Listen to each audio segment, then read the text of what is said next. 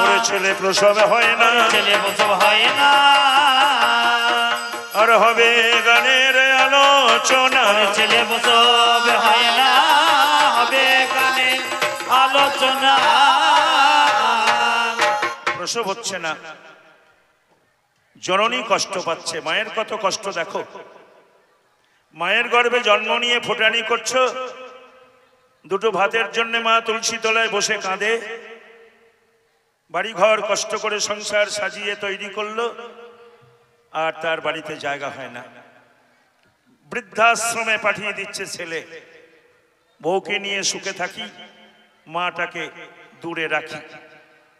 আজকে কি হচ্ছে কি জায়গাটায়?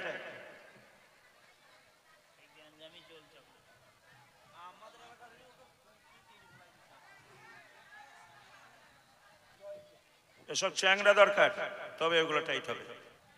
একটা বাঁদরকে টাইট করতে পারে না। ব্যাসদেব বলছে গর্ভে কে আছো? তা গর্ভ থেকে সুখদেব বলছে পিতা আমি তোমার পুত্র আছি। বললো প্রসব হচ্ছ না কেন? বললো প্রসব হব কি করে, গেলেই তোমাকে মায়াতে ধরে ফেলবে।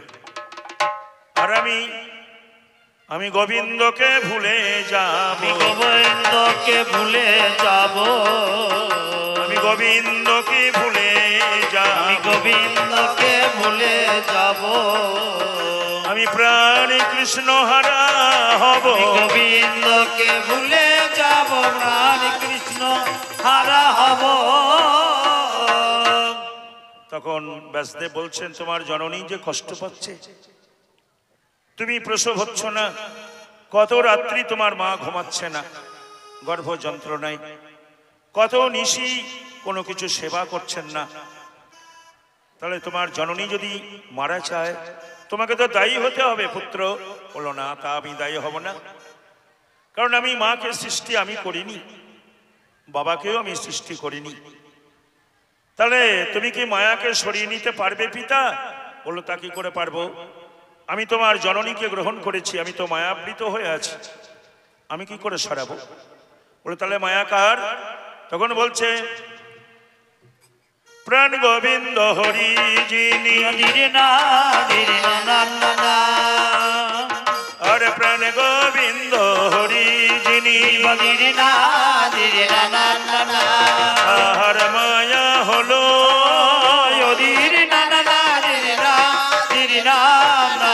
সে মায়া সরাতে পারে,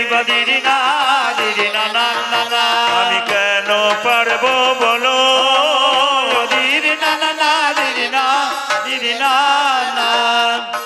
তখন গর্ভের পুত্র বলছে তুমি সেই ভগবানকে ডাকো। দেখুন তবু প্রসব হচ্ছে না। ব্যাস দেবে ধীরে ধীরে, ডাকলেন ভগবানে,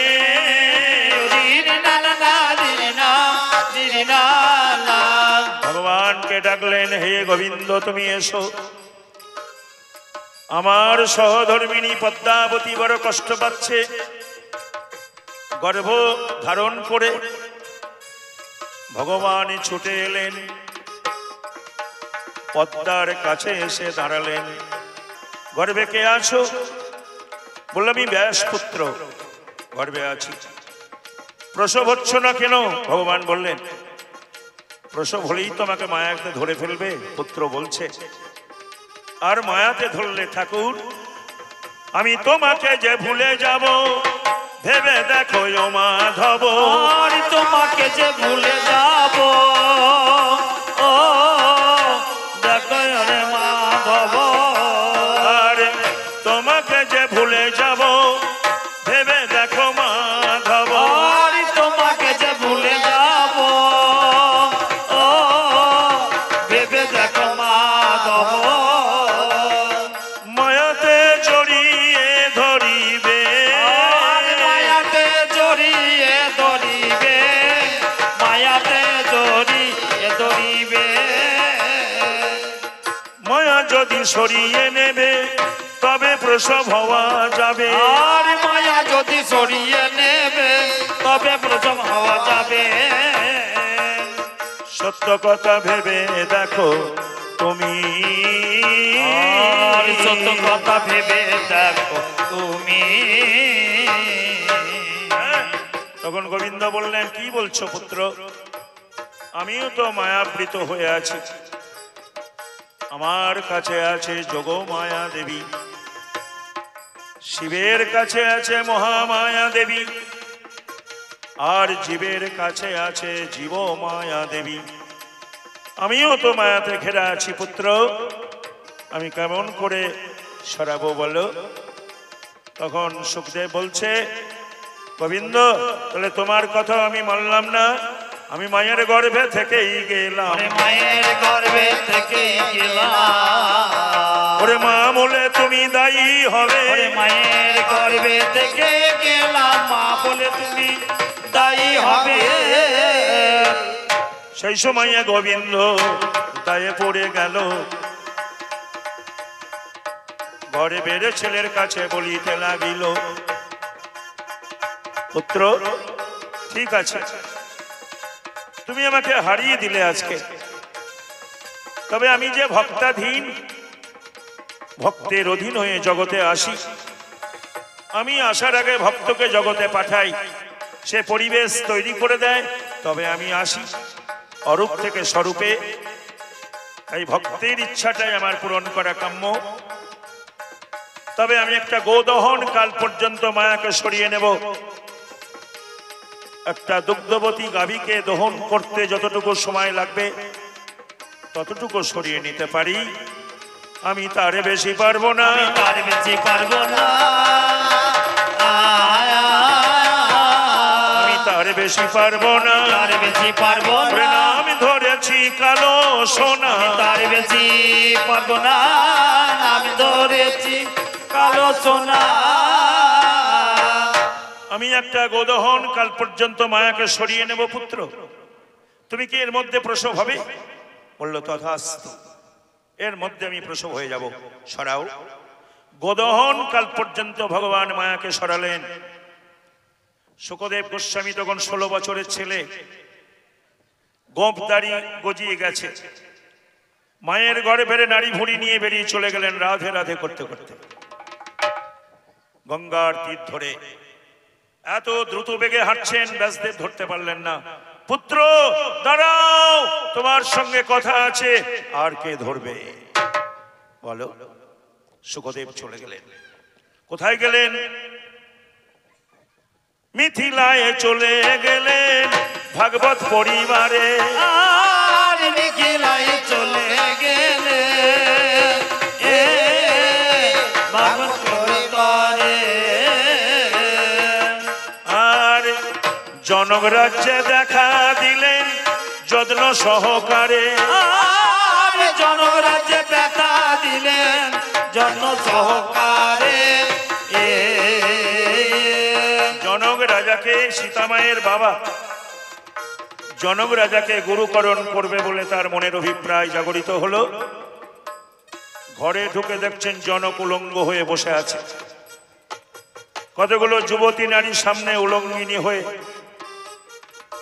বাম হাত আগুনের মধ্যে ঢোকানো আছে, ডান হাতে তৈল নিয়ে তাদের পয়োধর গুলো মর্দন করছে। সুখদেব দেখে বিভীষিকাময় হয়ে উঠেছে। একই আমি কি দৃশ্যপট লক্ষ্য করছি?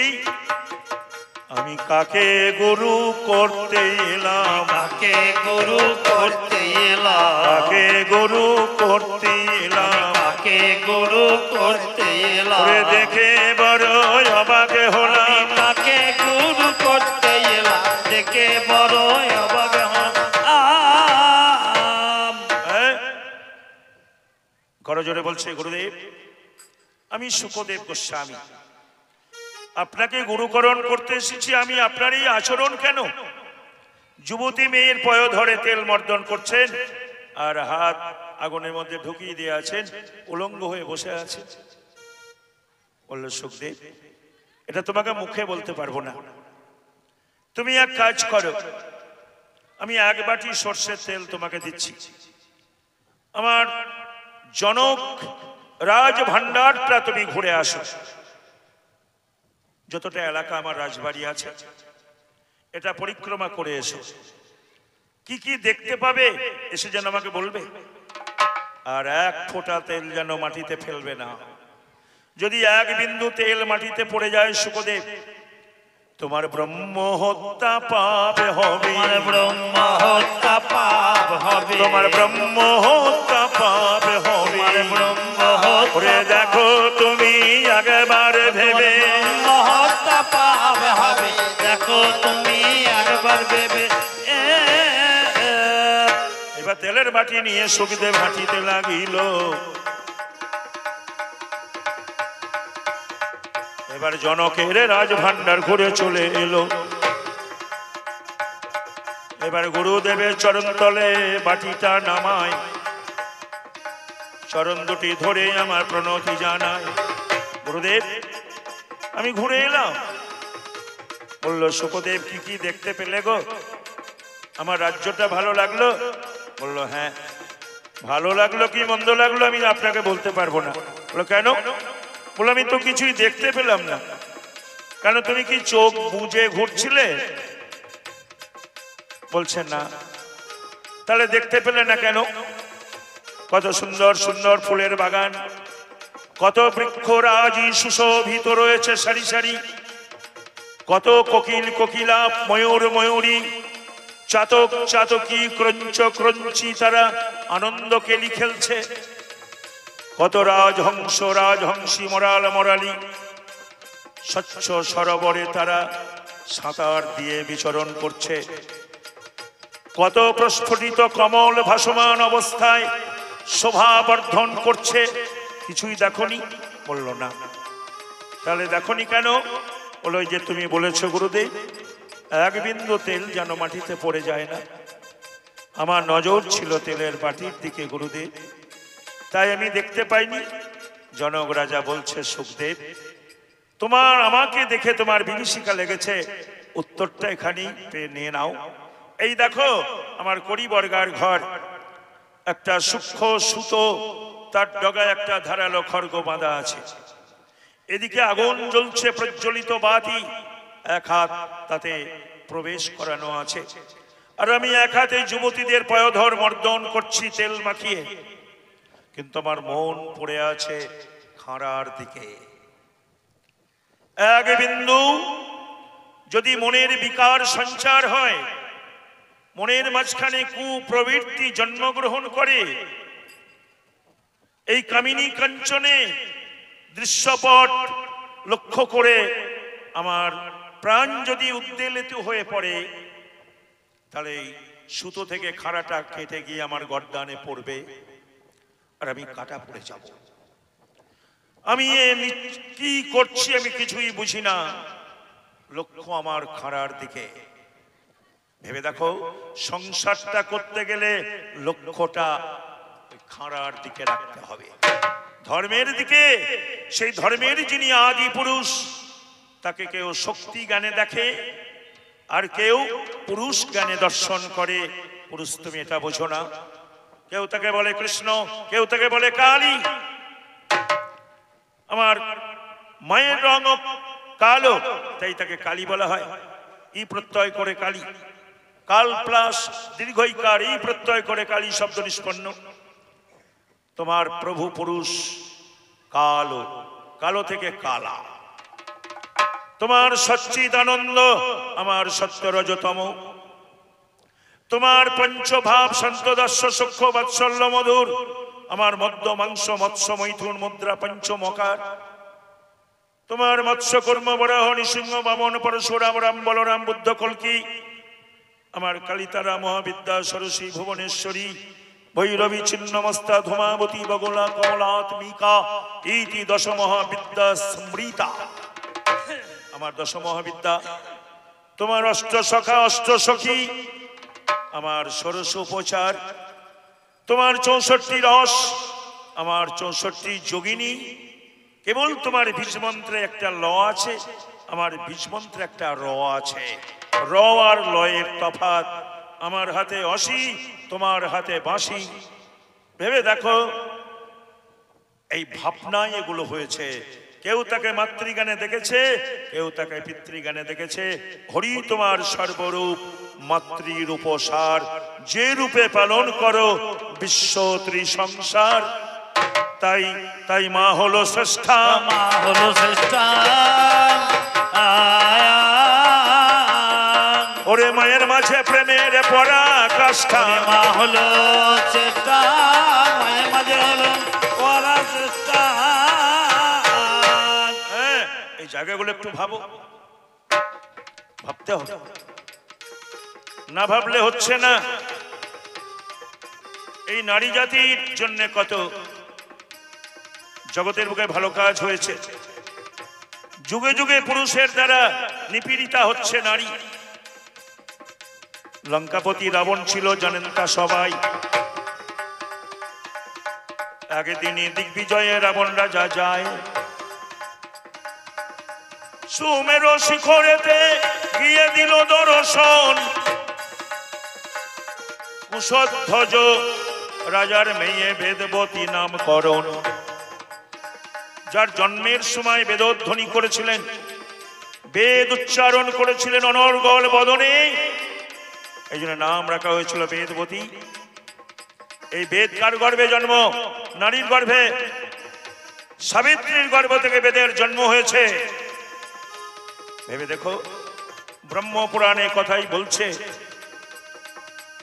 সেই বেদ নারায়ণ আবরণ দিয়ে রেখে দিয়েছে বলে বেদ নারায়ণ স্বরূপ। ভাবো, গঙ্গা দেবী প্রকৃতি, পতিত পাবনী শক্তি, তিনি জীবকে পরিত্রাণ করছেন সগর বংশ উদ্ধারের জন্য। তোমার মতো কত পুরুষ যুগ যুগ ধরে তপস্যা করে গঙ্গা মাকে এনেছে জগতে। সেই গঙ্গাকে নষ্ট করছো তোমরা, দূষণ করে দিয়ে মাটিকে নষ্ট করছো তোমরা, দূষণ করে ফেলছো। আকাশ বাতাস অনল অনিলকে নষ্ট করছে পুরুষ। তাই আজকে ঘরে ঘরে ক্যান্সার, ঘরে ঘরে মানুষ রোগাক্রান্ত তোমাদের জন্য। তোমরা জানো না, ভুল পথে চলো। একটু ভাবতে হবে, না ভাবলে আর রেহাই তোমাদের নাই। দুদিন পরেই বুঝতে পারবে হ্যাঁ কি দশাটা হচ্ছে আমাদের। সত্য কথা তোমার কাছে করি নিবেদন, আমার কথা পাল্লাদার করো শ্রবণ। আমি তোমার সেবা করি, সেবা ধর্ম আমার কাছ থেকে কোনোদিন যাবে না। কোনোদিন তুমি ভাত রাঁধে আমাকে খাওয়াবে না, এটা আমি জানি। কোনোদিন তুমি নিজের হাতে বিছানা পেরে আমাকে শয়ন করতে বলবে না, এটা আমি জানি। চিরদিন আমার দেহটাকে তুমি কুকুরের মতো ভোগ করবে, এটাও আমি জানি। আমার দেহের লাবণ্য যেদিন শেষ হয়ে যাবে, সেদিন তুমি আমার দিকে আর তাকাবে না। ভালোবাসো আমার এই দেহের মাংসল প্যাটটাকে, এইটা যতদিন পর্যন্ত উজ্জীবিত থাকবে ততদিন ঘুরবে ফিরবে আর আমার কাছে আসবে। আর এটা আমচুর হয়ে যাবে আর তাকাবে না, এটা আমি জানি। তোমরা শকুন বৃত্তি ধারণ করে জগতে আছো, তার জন্য কোনো নারী তোমাদের কাছে সম্মান পাচ্ছে না। সেই বেদবতীর কাছে গিয়ে রাবণের রাজা বলছে, বাবা ভেবে দেখো মনে,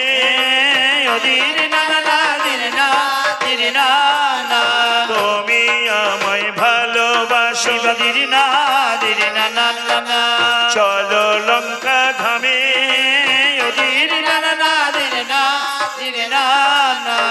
বেদবতী বলছে, আমি তপস্যা করছি নারায়ণকে পতি রূপে পাওয়ার জন্য। দেখো, আমাদের বেঈমানি নেই। সেই পুরুষকে সান্নিধ্যে আনার জন্য আমাদের তপস্যা চিরকাল ছিল, আজও আছে।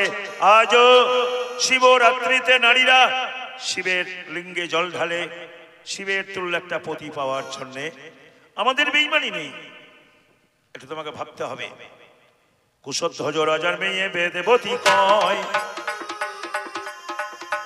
তোমার সঙ্গে যাওয়া রাজা হবে হবে বড় দায়। আমি নারায়ণকে পতি রূপে পাবার চেষ্টা করি,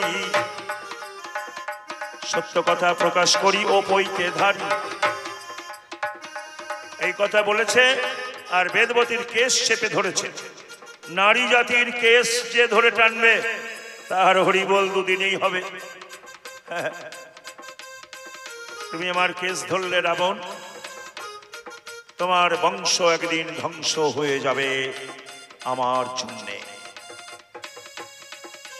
রাবণ রাজার গায়ে বাবা অনেক বল ছিল, মেয়ে ছেলের কথা বাবা শুনবে কেন বলো। অন্যত্র চলে গেল বিচার করা চাই, বেদবতী চলে গেল আবার তপস্যায়। একদিন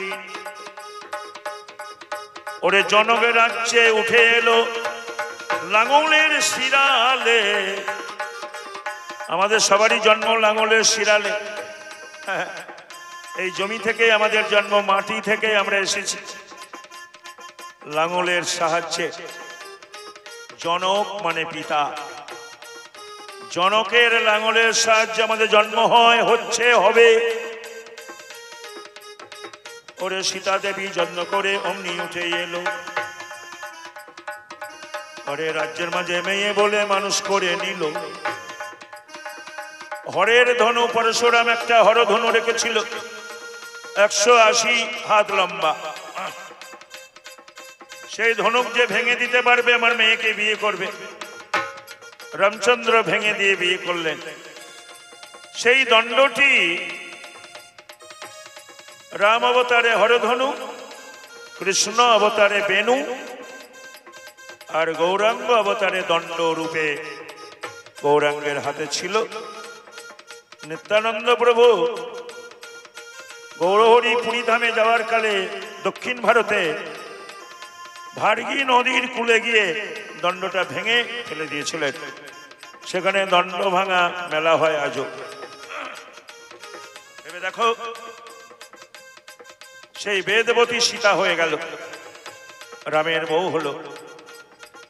কিন্তু রামের কথা দেওয়া আছে নারায়ণ অবতারে, জয় বিজয়কে তোমাদের 3 জন্মে উদ্ধার করব। তারা দ্বিতীয় জন্মে হয়েছে রাবণ কুম্ভকর্ণ। কিন্তু রাম রাজা হয়ে যাবে, উদ্ধারের কোনো উপায় নাই। এ কথাটা নারী ভেবেছে, পুরুষ ভাবেনি। রামচন্দ্র ভাবেনি যে বনে চলে গেলে আমি রাজা হয়ে যাব, প্রজা পালন করতে করতে দিন কেটে যাবে, আরে রাবণ উদ্ধার হবে না, রাবণ উদ্ধার হবে না। মুখের বাক্য থাকবে না, রাবণ উদ্ধার হবে না, মুখের বাক্য থাকবে না। ভেবেছে নারী। কইকেয়ী দেবী মুখের মধ্যে সরস্বতী ঢুকে গেল, বলল রাজা দুটো বর পাওনা আছি দাও। একবারে যুদ্ধ করতে গিয়ে ক্ষতবিক্ষত হলে ভালো করলাম, আর একবারে আঙুল হারা হলো ভালো করলাম। বলো কি বর নেবে? বলল একেবারে রামচন্দ্র যাবে বনবাসে, একেবারে রামচন্দ্র যাবে বনবাসে, আর একবারে আমার ভরত রাজা হবে এসে, আর একবারে আমার ভরত রাজা হবে এসে। ওরে রাজার মাথা ঘুরে গেল, রাজার মাথা ঘুরে গেল। ওরে কেমন করে বনে দেবে বলো, রাজার মাথা ঘুরে গেল, কেমন করে বনে দেবে বল। কি করে বলবে? দশরথ বলতে পারছে না। রাম বনে চলে গেল। সীতা দেখলো ওর দ্বারা রাবণ উদ্ধার হবে না, আমাকে যেতে হবে। সীতা দেবী চলে গেল। সতীর দেবতাপতি জীবনের সার, পুজিতে এসেছি ভবে চরণ তোমার, চলো তোমার সেবা করব। রাজার মেয়ে হয়ে গহন বনে গিয়ে পঞ্চবটিতে রামের সেবা করেছিল, আপনারা জানেন। এবার দেখলো রাবণ উদ্ধারের সময় চলে এসেছে। মায়া মৃগ সোনার হরিণ রাবণ পাঠিয়ে দিয়েছে, হ্যাঁ, নৌকা স্বরূপ। আর সীতা দেখে বলছে রঘুবর স্বামী গো, সোনার হরিণ যাচ্ছে লাপাতে লাপাতে, হরিণটাকে মেরে চামড়াটা ছাড়িয়ে এনে দাও না, বসার আসন হবে। বনে তো আমাদের আসন নেই। বোর কথা শুনে রাবণ চলে গিয়েছে। রাম কিছুক্ষণ পরে লক্ষ্মণও চলে গিয়েছে। আর সেই সুযোগে রাবণ সীতাকে নিয়ে চলে গিয়েছে লঙ্কায়। তাহলে এই সীতা যদি না যেত, রাবণ উদ্ধার কে করতো বলো? বলো, মূল আধারটাকে তুমি ধরছো না। হ্যাঁ, তুমি লেবার খাচ্ছ নারীর মাঠে, লেবার খেটে নাম নিয়ে নিচ্ছ। লেবারটা খাচ্ছ কেন সেটা চিন্তা করছো না। দ্রৌপদী না থাকলে মহাভারত হতো না, যুদ্ধ হতো না। আর যুদ্ধ না হলে মহাভারত হতো না। দ্রৌপদীর জন্য হয়েছে। আর এই গ্রন্থগুলো লেখার কালে নারীকে সাধন করতে হয়েছে। নারায়ণমে নমস্কৃত্যং নরং চৈব নরোত্তমং দেবীং সরস্বতীং চৈব ততো জয় মুদিরয়ে। এই কবিত্ব শক্তি আর সরস্বতী দেবী। আমাদের জিহ্বা দুটো, একটা প্রকাশে আছে, একটা ভিতরে আছে, সেটাকে আলো জিহ্বা বলে। আলো জিহ্বায় সরস্বতী করিতেছে ধ্যান। সে বসে আছে বলে আমরা কথা বলতে পারি। বলো, এই নারী শক্তির উপাসনা করে বাল্মীকি বলো, ব্যাসদেব বলো, এদের কবিত্ব শক্তি জন্মিয়েছিল। ওরে নইলে বাবা হতো না কো তোমার কাছে গাই। সত্য কথা আসর মাঝে আজকে জানাই। তাহলে মহাকাব্যগুলো নারী মাখা হয়ে আছে। দ্রৌপদীর জন্যে আজকে পাণ্ডবরা গোবিন্দকে সখা রূপে পেয়েছিল, না হলে হতো না। ভেবে দেখো, অন্ধরাজের গলায় গান্ধারী মালা দান করেছিল বলে কুরুবংশ জন্মগ্রহণ করেছিল। রাজা সম্বরণ সূর্যকন্যা তপতিকেই ভালোবেসে বিয়ে করেছিল বলে রাজা কুরুর জন্ম হয়েছিল। তাহলে নারী যে ব্যাকগ্রাউন্ডে আছে এটা তুমি ভাবতে পারছো না, এটাই তোমার মূর্খতা। পুরুষ, তোমাকে আর আমি কি বলবো বলো? সহজিয়া ভজন তোমার চণ্ডীদাস নানুরে কিছু জানা আছে? নেই। উনি কার সাধনা করতেন? নামে যার বাসলি দেবী। নামে যার বাসলি দেবী। শোনে চলো কানে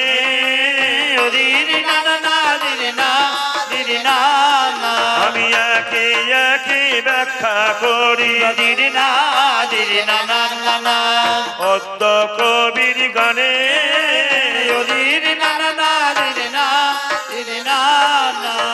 বাসুলি মায়ের পুজো করতেন চণ্ডী ঠাকুর। 12 বছর ধরে এক জমিদারের পুকুরে ছিপ ফেলে বসে আছে, মাছ ধরবে। মাছ মানে একটা মেয়ে ছেলে ধরবে।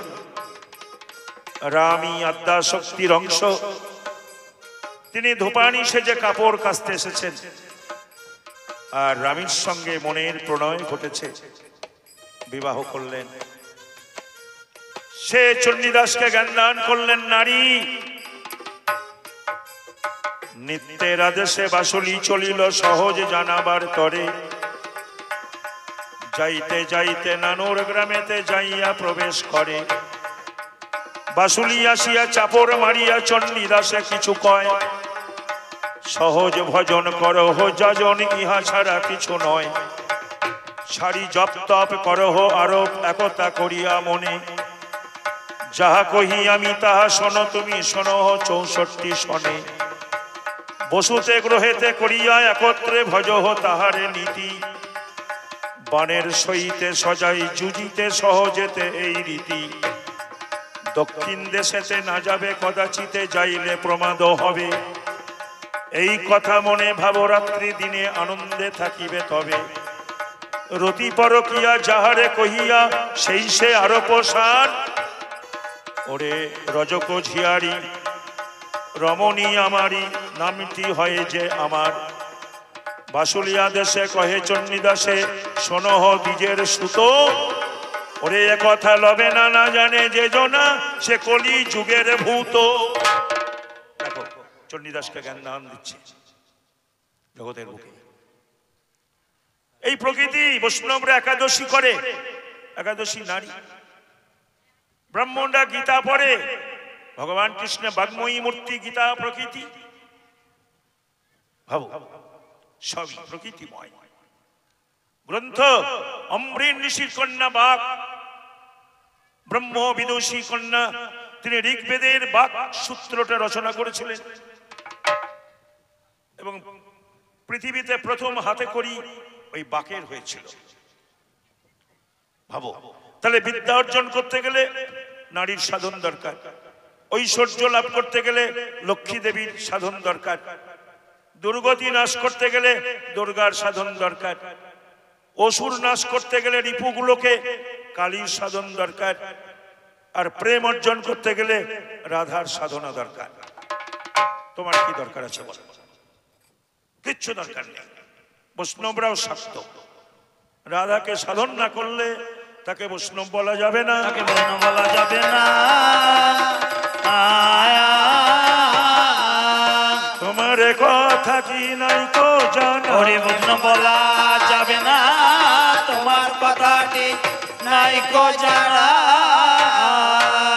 তাহলে রচনা করেছে, মহাকাব্যের মধ্যেও নাম আছে, যারা বড় হয়েছ আমার গর্ভ থেকে সৃষ্টি হয়ে বড় হয়েছে।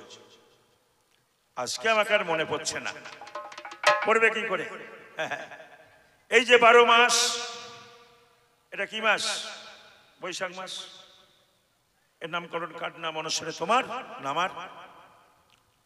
বিশাখা নক্ষত্রে নাম অনুসারে বৈশাখ মাস, জ্যেষ্ঠা নক্ষত্রে নাম অনুসারে জ্যৈষ্ঠ মাস, উত্তরষাঢ়া নক্ষত্রের নাম অনুসারে আষাঢ় মাস, শ্রবণার নাম অনুসারে শ্রাবণ মাস, ভাদ্রপদ নাম অনুসারে ভাদ্র মাস, অশ্বিনী নক্ষত্রের নাম অনুসারে আশ্বিন মাস, কৃত্তিকা নক্ষত্রের নাম অনুসারে কার্তিক মাস, অগ্রহায়ণী নক্ষত্রের নাম অনুসারে অঘ্রাণ মাস, পুষ্যা নক্ষত্রের নাম অনুসারে পৌষ মাস, মঘার নাম অনুসারে মাঘ, ফাল্গুনী নাম অনুসারে ফাল্গুন, চিত্রার নাম অনুসারে চৈত্র মাস। এলে কোথায়? সব প্রকৃতি জগৎ, অনল অনিল ভূধর সলিল, দৃশ্য অদৃশ্যে, চৈতন্যে অচৈতন্যে আমার প্রকৃতি আছে। প্রকৃতি যখনই থাকে তখনই তুমি চৈতন্যময়। প্রকৃতি যখন তোমার সঙ্গে নেই তখন তুমি জড়বৎ। আমি এইখানে রাখলাম, আমি এইখানে রাখলাম, আয়া কবি গানে বাসর মাঝে, এইখানে রাখলাম কবি গান বাসর মাঝে।